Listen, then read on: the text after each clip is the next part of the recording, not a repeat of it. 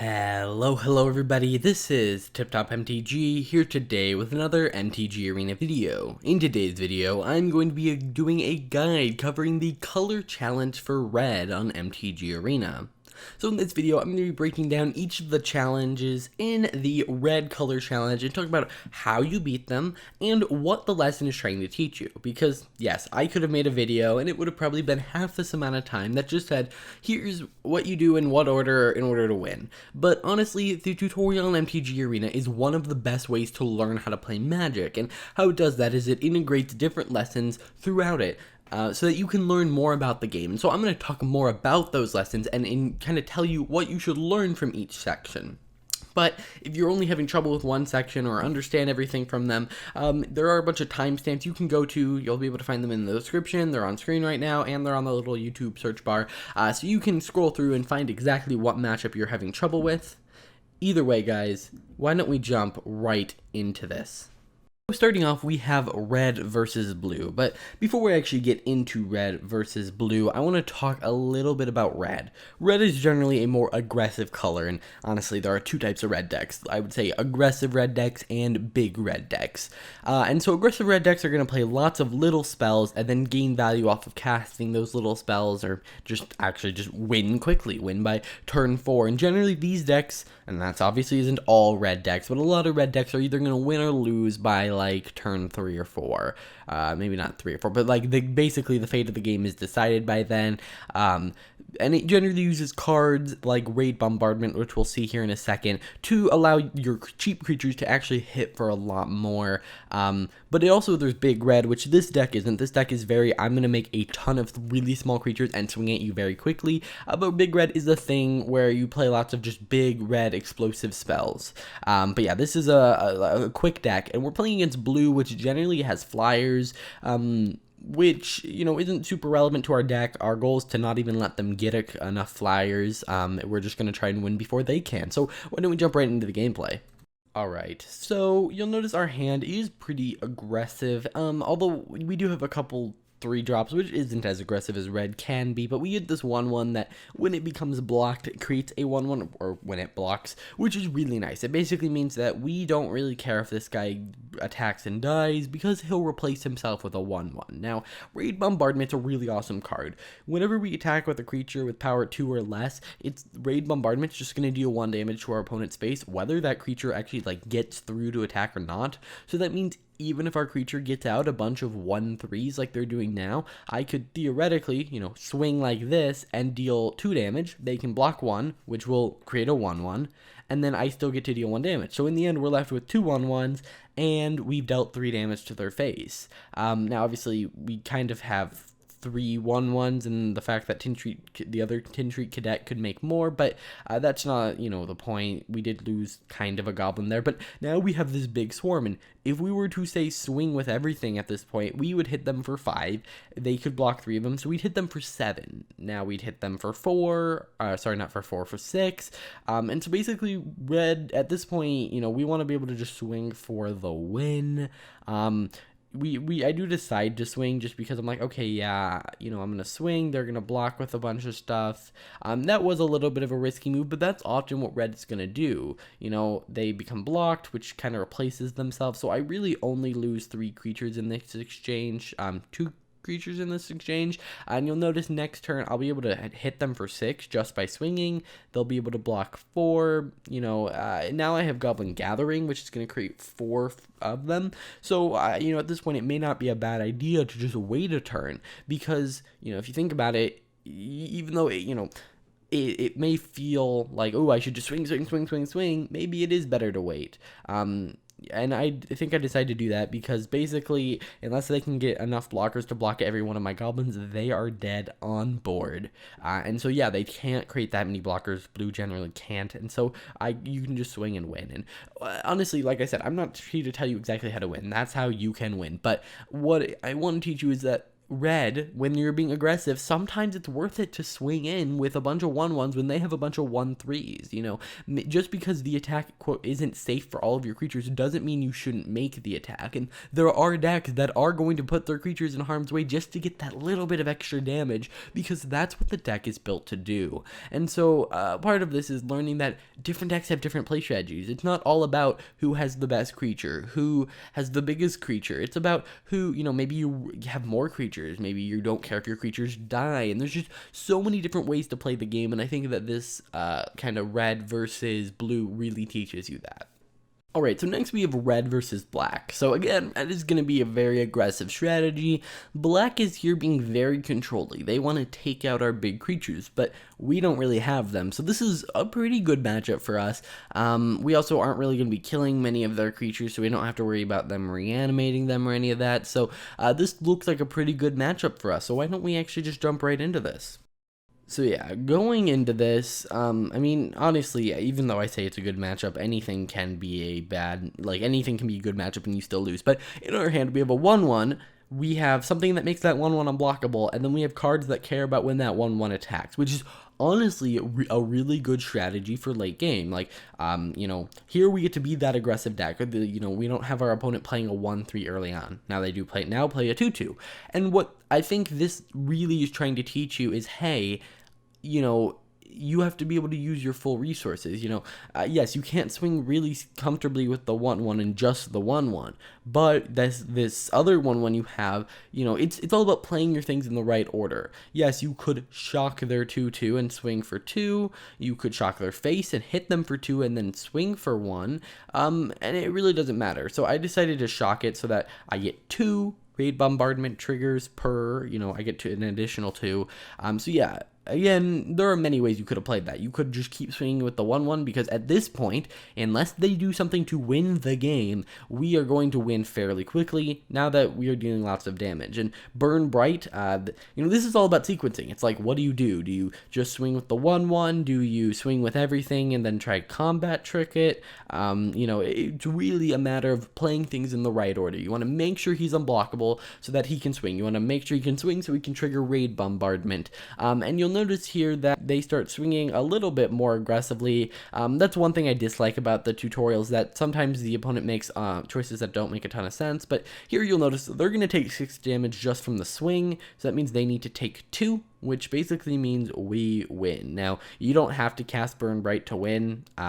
You can cast it if you want, but you'll notice, first off, like, our opponent's making really dumb plays. They should have blocked the 2/1.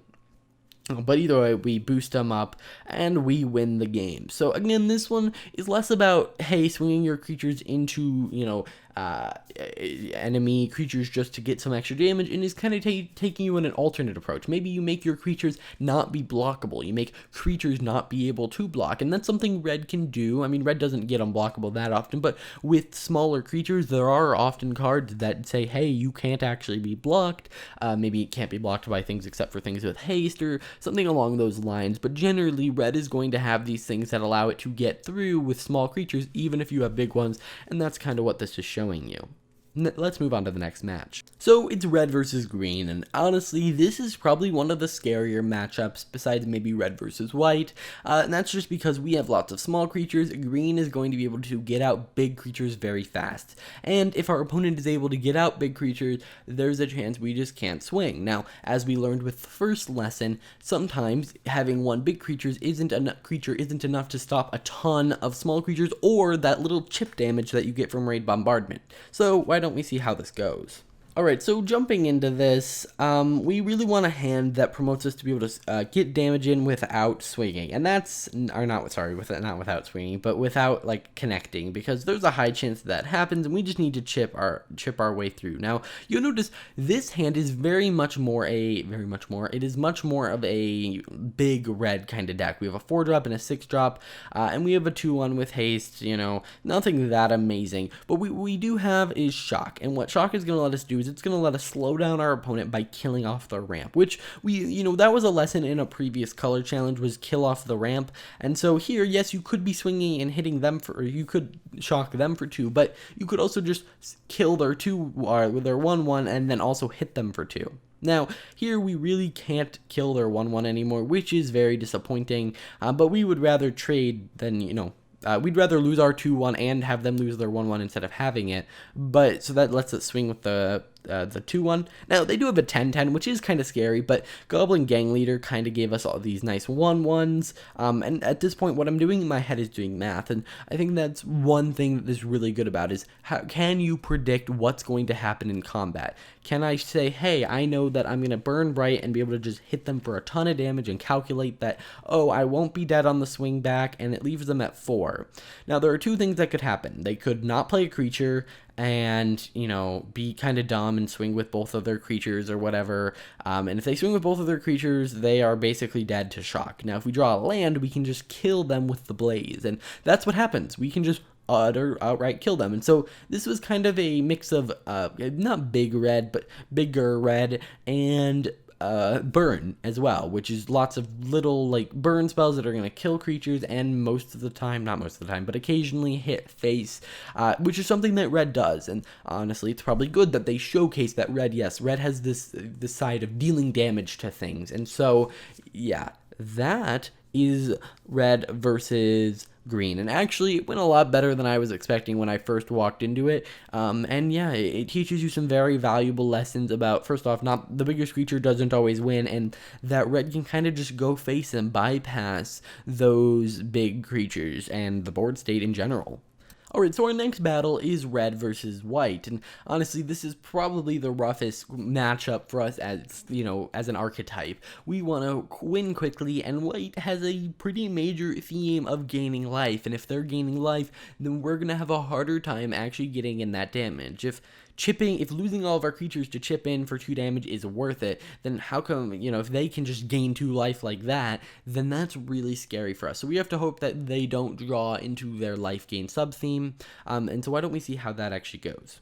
Alrighty, so jumping right into this game, we have a pretty slow hand, which is really unfortunate when facing red, although white, I guess that may be a good thing because that means we can get bigger threats. Now, it looks like they're drawing their more aggressive side and not so much the life gain, but we'll have to see what more they play.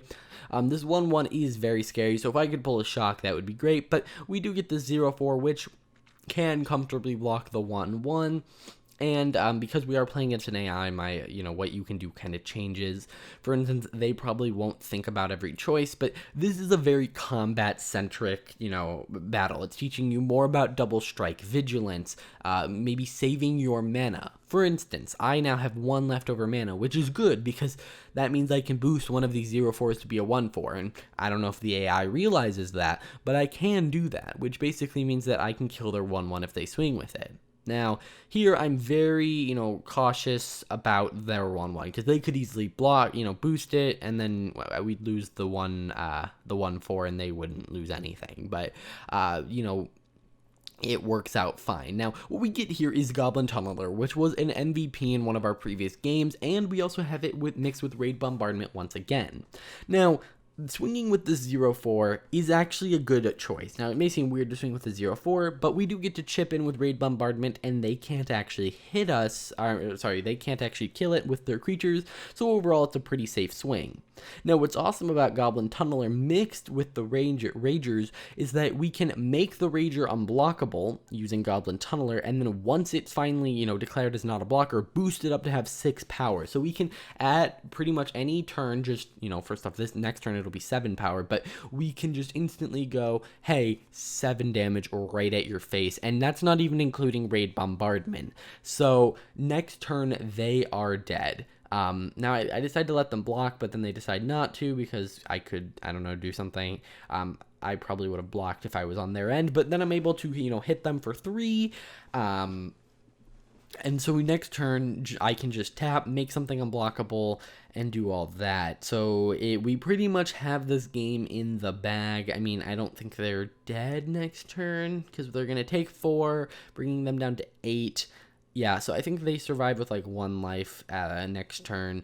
But so instead, I decided to play the Siege Dragon to kind of delay. There may have been an argument to not do that, but by making the 0/4 unblockable, I get more raid bombardment triggers.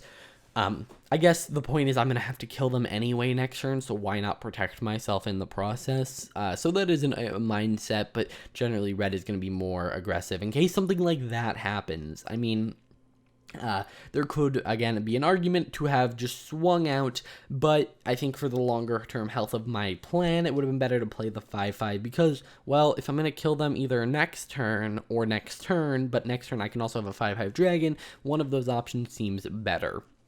Also, by not killing, like bringing them down to 2 life, maybe you don't put them on such high alert. Alright, so then I decided to block, obviously, just to prevent the 1 damage, because why not? They don't have any cards in hand. And so we basically can win the game by just swinging. I probably shouldn't have boosted it first, but whatever. I make it unblockable, and then I swing. And what they, it doesn't matter what they do with the 0/4 because I can just boost the other one. And this is pretty much a win. I mean, I have 7 mana left. I can boost my creatures. Pretty awesome. So yeah, this is teaching you about how to order things in the correct way in order to win. If I, boosted it first and then tried to make it unblockable, well, that wouldn't work. And it also teaches you that, hey, raid bombardment, keep that in mind. Overall, just pretty awesome. And I think it's one of the more valuable lessons in the whole set. Either way, guys, those are all of the color challenges for red. Keep an eye out. I'm going to be doing one for green, and then the series will be complete. And yeah, so I hope this was useful. I kind of want to go back through them. Generally, what was taught was, hey, sometimes swinging your creatures into, lethal damage is worth it, just to chip in that extra damage. We learned a little bit more about, ordering your combat in the correct way, ordering your triggers in the correct way, and just overall how sometimes red doesn't really care about the board state and can just win with damage. Either way, guys, if you enjoyed this video and found it useful, please hit that like button, subscribe, maybe share it with your friends, and let me know if you guys have. By the way, if you guys have any questions whatsoever, put them in the comments down below. I will respond. I will see you guys in the next one. Bye.